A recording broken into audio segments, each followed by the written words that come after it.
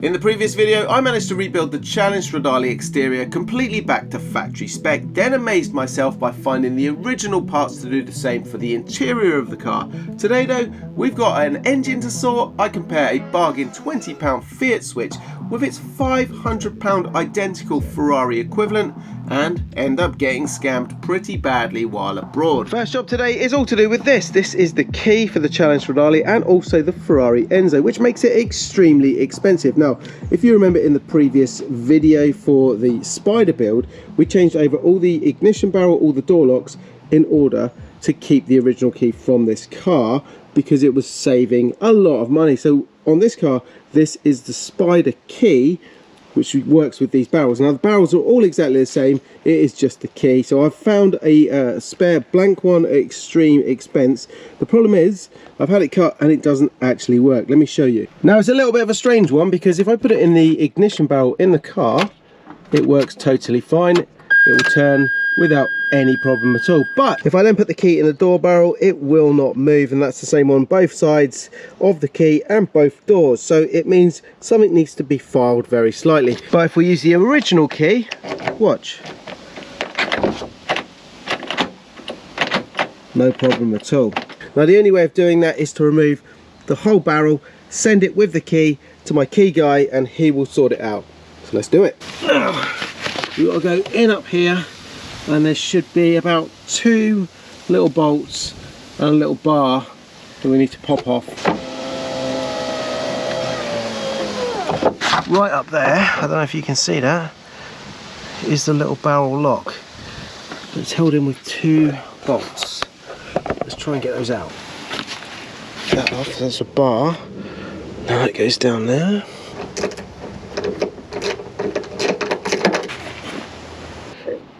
That's our lock all removed. That was the easy part, is putting it back in. That is extremely fiddly. Anyway, we'll send this off to Chris at Keys in the Post. He can then have a little fiddle around with that to see if he can get it working with my Stradale key.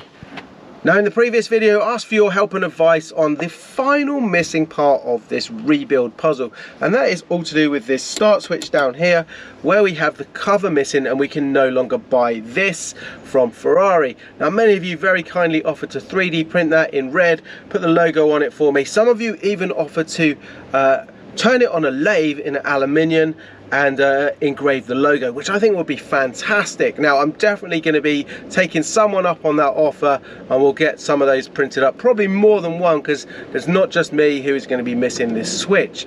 Anyway, as a temporary solution, something else popped up. Check this out. So my buddy Ant from Auto Sportif was watching the video and saw my request, and well, he works on a lot of Fiat stuff, which is exactly what this comes from, a Fiat. And guess what?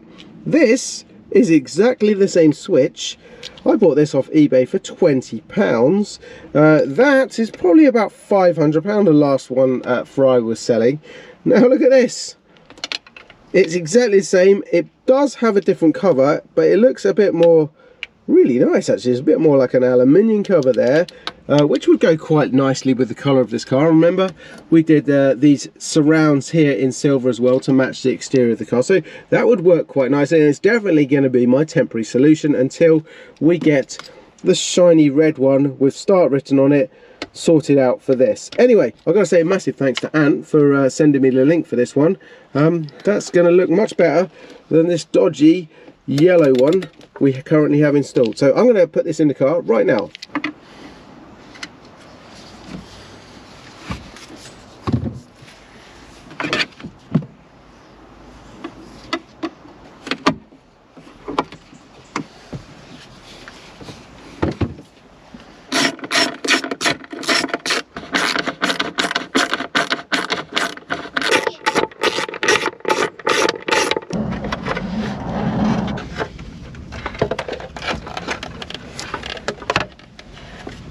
Now, as you can see, this like orangey cable here with the yellow label, but what we have is one that's just slightly longer. Let's take a look to see if it'll work. Now that is exactly the same connector as that. So, put that in there.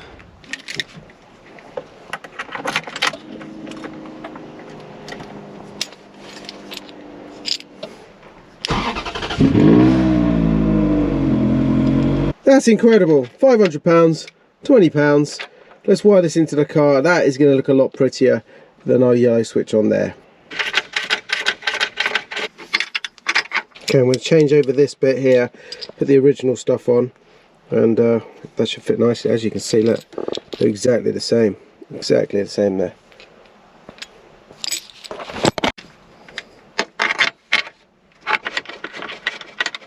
Something else I've just noticed while we've got this out is we're missing a bit of trim here, a bit of material, Alcantara, so when you look down on the handbrake, there's not a big hole here. Now, just cut a bit of Alcantara.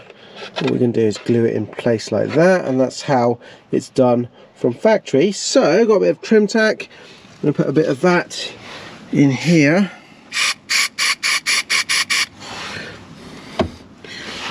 Put a bit of that on the actual carbon center console all around. Let's move that out of the way. Put some there. Actually, we should probably not do this on the seat. Let me move this, put that on there somewhere a little bit safer.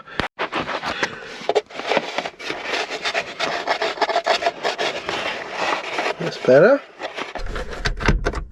Look at that. I am tempted to keep that. That looks so good. It goes well with the exterior of the car. It goes well with those. Looks much better than that. What do you guys think? Should we keep it like this, or should we make an original looking one in red with start written on it?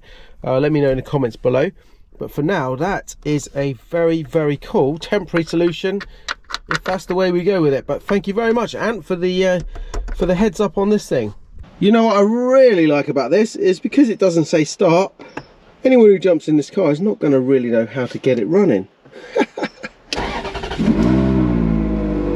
Now, I like to believe that I'm pretty astute at buying Ferraris and parts to fix them. Having owned and maintained over 40 in the last 20 years, I've bought cars and parts from all over the world. Parts like this subwoofer came from Australia. We managed to pick a set of mirrors up from Germany. The Challenge Stradale rear grille came from France. My carbon ceramic brake set all came from Norway. And this genuine carbon fibre seat was used as an office chair in Texas. But it wasn't until I embarked on a 3-day journey with my nephew to buy the final parts for this silver Challenge Stradale build that it all went horribly wrong. Now in this case, I really don't think there is much I could have done to avoid the scam. Here's what happened. Tell me what you think in the comments below. It all starts with an advert containing a load of Challenge Stradale parts for sale. I contact the seller and confirm all parts available and then negotiate a price. Now, there are a lot of parts available, including an engine and transmission, all genuine Challenge Stradale, which I considered but I have no real use for other than a glorified coffee table. What I do agree on is a price for everything else minus the engine and box. I figure there's extras in there, but either of those I can use for future spares, or I could sell and recoup some of my initial outlay. I get the seller to picture all the parts individually and I'm happy with the deal. There's some great rare parts included and virtually everything I need to complete the silver CS rebuild. The images are great, but the final vote of confidence that seals the deal is that the seller is a high-end luxury car and supercar dealer with a very nice selection of stock. The price is reasonable, but it's not cheap, so I'm not in any way slightly suspicious. We agree on the deal and I look at having all those parts collected and shipped to the UK, but quickly realise that due to the size, it's easier and cheaper for me to drive myself, combine 2 journeys, one to Germany to pick up some mirrors and then on to Prague on a 2-day trip to get all those parts, which is a lot of driving. After a 2-day journey, we end up at the dealership in the morning and then we're taken from there to a lockup where all the parts are supposed to be, and that's when it starts to go wrong. First of all, it's immediately obvious that many of the parts that we agreed on and that were pictured were not actually there. These apparently had been sold or lent to a friend and would come back at some stage. Naturally, after 2 days of driving, I was not exactly happy about this, but it had all been confirmed prior to leaving the UK along with the price, and that's where it gets really naughty. Obviously, with high-end value parts missing from the deal, you would expect the price to come down, right? Well, apparently not in Prague. This is the adverse effect, and the seller now wanted more for the remaining parts, a lot more. Naturally, I tried to reason with him and showed him on my phone the conversations we'd had 2 days previously, And well, his reply was that the euro exchange rate had fluctuated since that conversation. Well, yes it had, but worst case, he was €100 short and nowhere near the thousands he now wanted for a lot less parts. We were basically at stalemate. He wanted more money for less parts, knowing that I had just driven for 2 days to get there. Now, I really nearly walked away from this deal. In fact, I did. I got out of there, I got in my car, I shut the doors, and then he put all the parts away back in the lockup. And well, then I realized that I really did still need the majority of those parts for the build, and finding them elsewhere would have proved really difficult. So reluctantly I went back, I did the deal for the same amount of money and for a lot less parts. In fact, a lot less parts. I didn't even pick up all the parts that were there because I just couldn't fit them all in the car. And well, I drove home a very disheartened person, having basically been scammed.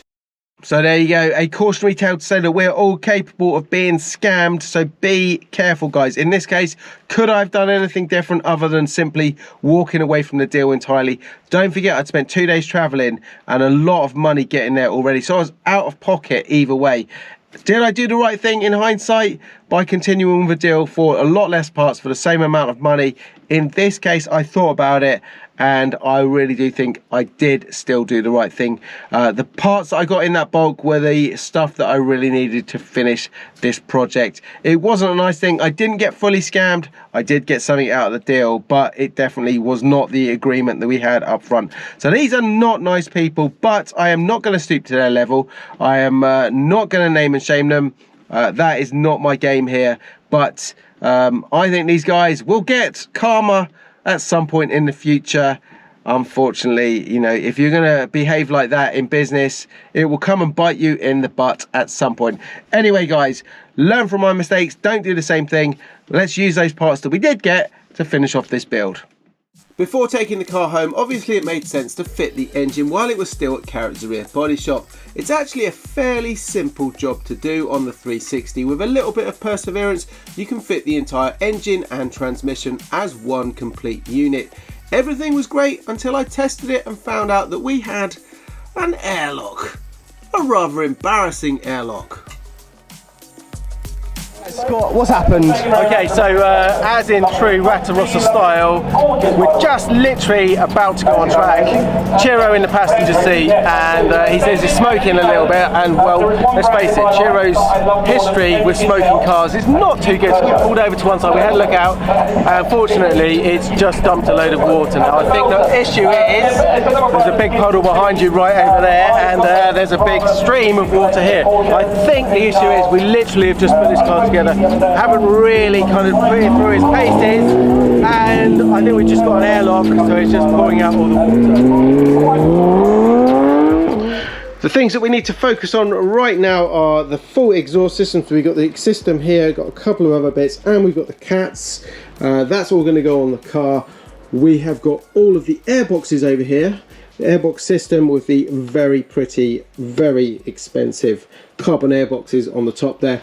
We've got some MAFs to go in. These are slightly bigger than the original Spider and Modernas, which means we've got more airflow in the car, and we've got more output down there with the lovely sounding exhaust system. We also have engine ECUs. Now, as I said, these are actually spare. We do have the original ones already in the car, so the combination of the mapping on the ECUs, the airboxes, the MAFs and the exhaust system means we're going to put the car back to factory spec, and it's going to be performing exactly as it should be as a Challenge Stradale.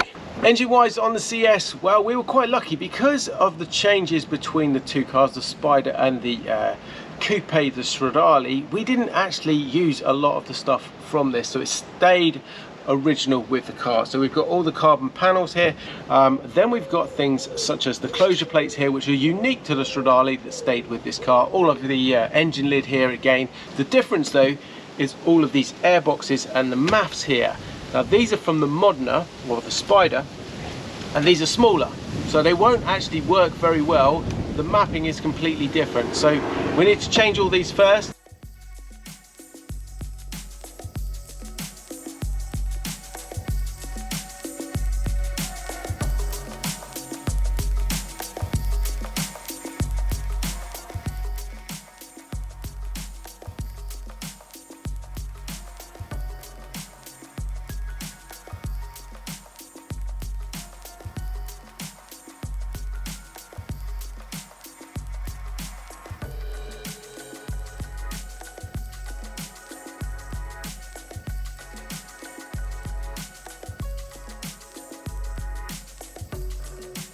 The exhaust system actually is a Challenge Stradale on here already. It's an old one that I put on the car just so I could drive it home. As you can see, it's taken a bit of a knock over the years, so we're going to change it for a very nice, shiny, new looking one.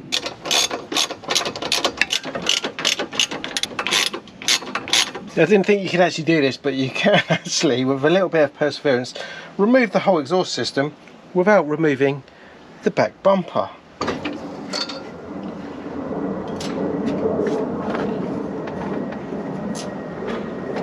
Exhaust system is in.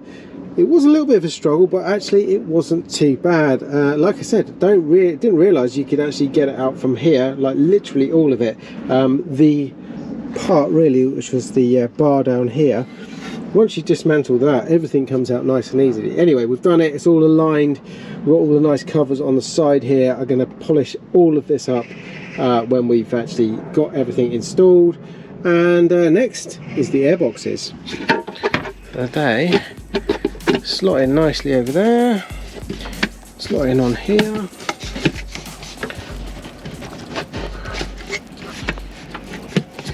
This.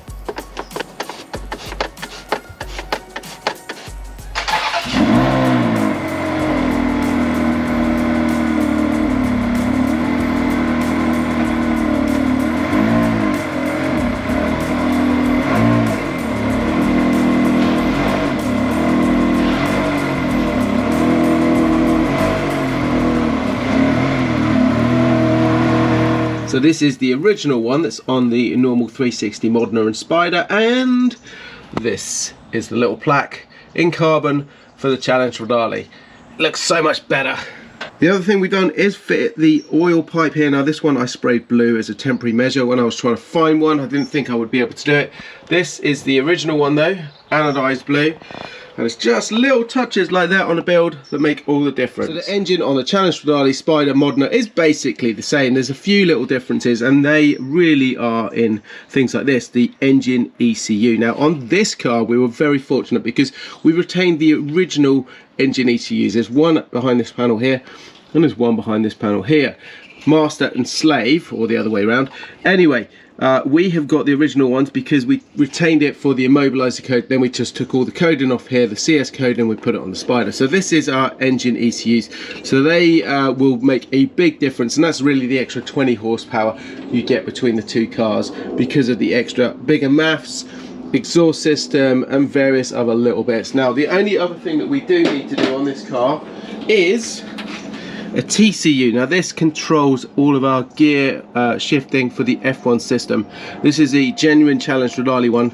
Currently in this car we do have the 2003 Spider one, so it's completely different shift pattern between the two cars. So we will be fitting this, but we do need to program it correctly, and we'll do that in the next video. Now we've also received this very special box, our key back from Chris at Keys in the Post. I've put the barrel back in this car, and let me show you this. Perfection! Well guys, that is all we've got time for on this one today. I've got one more video to come, the finale of the CS rebuild. It's going to be a special one. I've got someone very, very cool coming along to help me make a big decision on this car. Cannot wait to share that one with you. Until then guys, stay safe. Don't forget you can check out what I get up to on a daily basis on my socials. I will see you very shortly in the next one. Ciao for now.